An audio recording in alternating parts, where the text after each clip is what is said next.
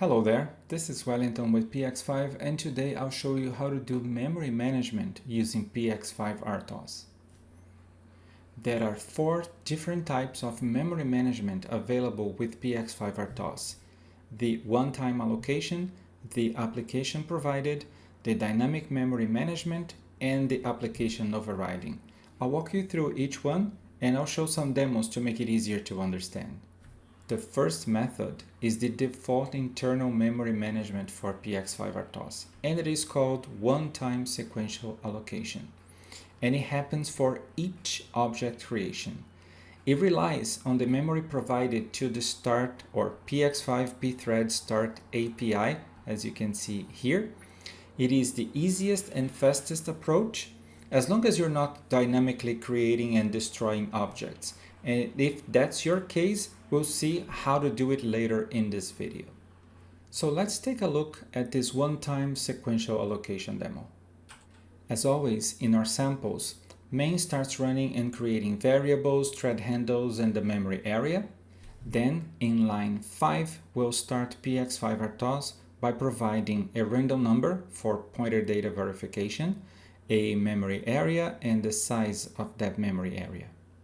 This will convert main into the first system thread that is running at the default priority for PX5 RTOS, which is 16. This will also create a memory block for RTOS use. This block size is defined by the memory area provided with the start API call. And with that memory area created, we'll go ahead and just initialize or create a semaphore by passing the handle to the semaphore, the process sharing selection, which is not used by PX5 RTOS, and the initial value of that semaphore, in this case 0. Note here, we initialize the semaphore, and its semaphore control block has been allocated within the memory area, and this is not to scale. And then to create another thread, all we need to provide is a handle to this new thread and the entry point to this new thread, or the function that will be called by this thread. Here we can see the child thread has been created, also at the default priority, and in the memory area we can see now that we have the thread control block and the thread stack, and this is also not to scale. As we can see, from now on, each object created will be placed within this memory area. Next method is the dynamic memory management. And here, as we saw before, memory is provided to the start API. As the name implies, this is the best choice if you need to destroy and recreate objects. To achieve that, memory area is converted into a variable length memory pool, which is fully managed by PX5 RTOS.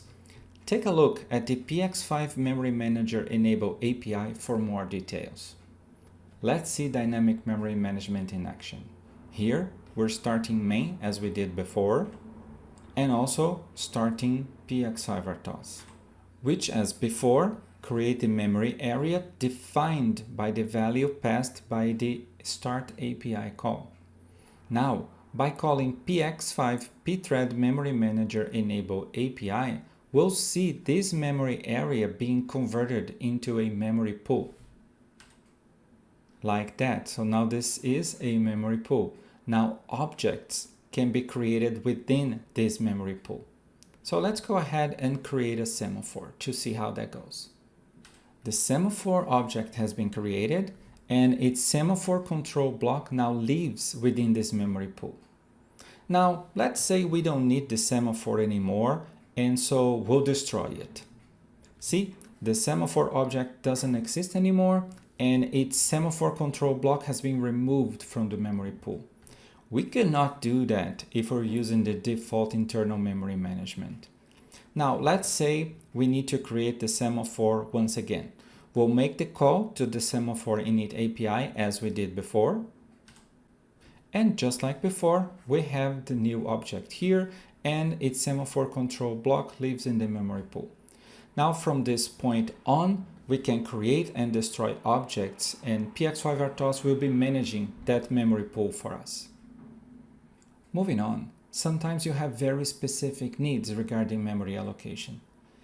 application overriding might be a good choice for you. By using it, you can override the internal PX5 RTOS memory management and use your own by giving your application complete control over dynamic memory allocation.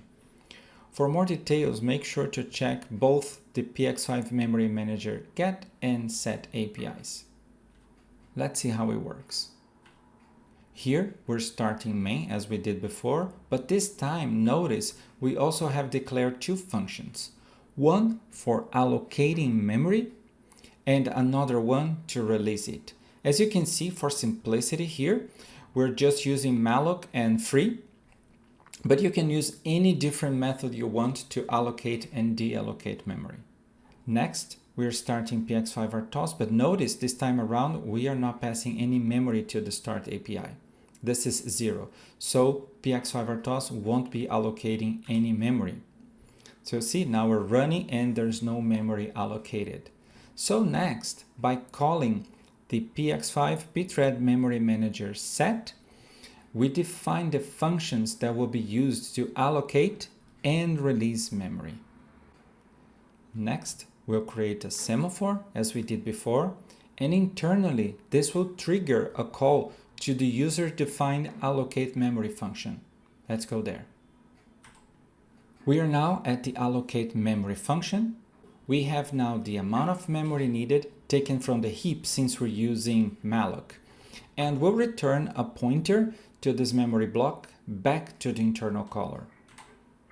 So that internally, PX5 RTOS will use the memory area provided within heap, in this case, to create the semaphore control block. And you can also see we have the object created.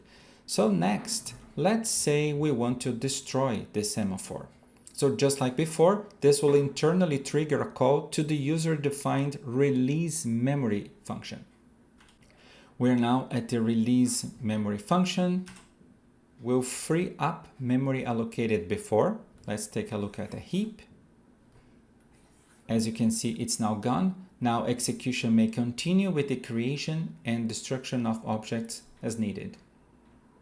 Let's take a look at the fourth and last memory management method. And this is the scenario where the application explicitly provides memory for each object. That's the application provided. In this case, application will provide memory through attribute extensions, and no additional memory is needed for PX5 RTOS.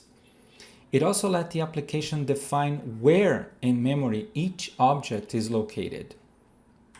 This is especially useful if you have different memory banks for specific use. So you might have memory running at different speeds to support specific scenarios, among other possibilities. If that's your case, you can have your application providing the exact memory location for each object. These are the APIs your application can use to provide memory, and notice that we have a different one for each type of object. Let's see how that works. So we're starting main as we did before. Next, we're starting PX5 RTOS, but notice we're not passing any memory like before. This is 0, so PX5 RTOS won't be allocating any memory. And then next, we'll create the attribute structure for the semaphore by passing the handle to the semaphore attribute, which is now created here. Then we can call the PX5 sem attributes set control address by passing first the handle to the semaphore attribute structure, second the pointer to the semaphore control structure memory, and lastly the size of the memory. Here we have the address that has been added to the semaphore attribute structure, and we're ready to call the semaphore extend init by passing the handle to the semaphore, while the process sharing selection, which is not used by PX5 RTOS, the initial value of the semaphore, and the new part here, which is the handle to the optional semaphore attributes, this part here. Notice the semaphore attribute information has been used to create the semaphore.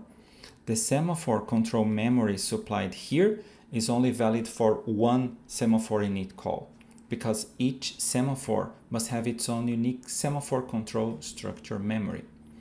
So PX5 RTOS has cleared the address attribute here to avoid a new call using the same address. We can also see the semaphore control block at the specified address, which now contains the semaphore control block. We can then delete the semaphore if we wish to. So memory has been cleared. Now, if we needed to create it again, we could make a new call to the set control address. Remember, it has been cleared before. So now, with the address defined in the attribute structure, we can create the semaphore again, like this. And from this point on, by providing memory at specific location, we can create any RTOS objects. So, to summarize, in this video we presented 4 different types of memory allocation you can use with PX5 RTOS. A default one-time sequential allocation, which is simple, easy, and fast. Then we saw an option to facilitate dynamic destruction and recreation of objects. After that, a way to give the application complete control of dynamic memory allocation.